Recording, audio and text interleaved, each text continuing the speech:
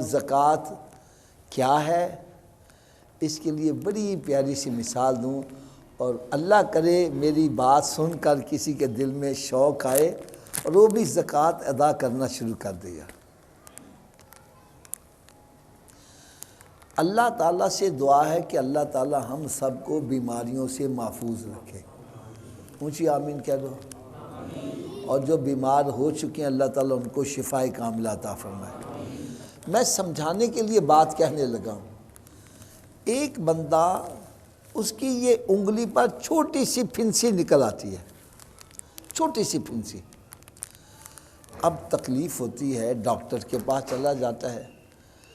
Doctor کہتا ہے جناب آپ پریشان نہ ہو، میں چھوٹا سا چیرا دوں گا، صرف 2.5 قطرے، صرف 2.5 قطرے خون کے باہر آ جائیں گے، گندا خون، آپ صحیح ہو جاؤ گے۔ میں کہتا نہیں جی نہیں، خون تے میرا وے، میں کیوں نکلواؤں؟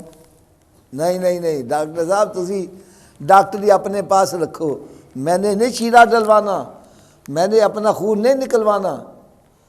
وہ کہتا بھائی نہیں نکلوانا تو نہ صحیح، واپس آ جاتا ہے۔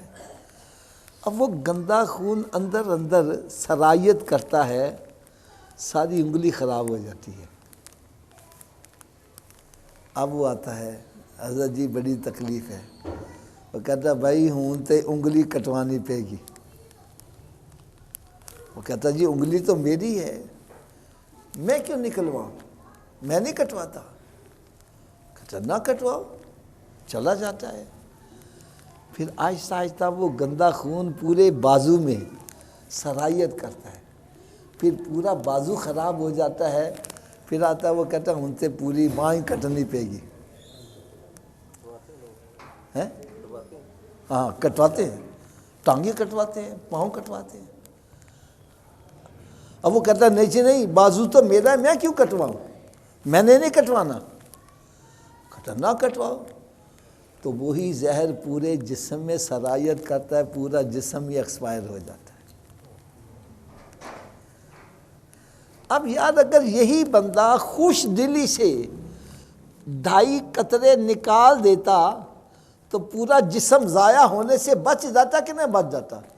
تو رب تعالیٰ یہی تو فرما رہا ہے، ارے پورے مال میں صرف 2.5% نکال کے غریبوں کو دے دے، تیرا باقی سارا مال محفوظ ہو جائے گا۔ اور اگر نہیں نکالے گا تو پھر تیرا پورا کا پورا مال چوری ہو سکتا ہے، ضائع ہو سکتا ہے۔ اگر تو مال میں سے زکوٰۃ دے دے گا تو رب تعالیٰ اس مال کی حفاظت اپنے ذمہ کرم پر لے لے گا۔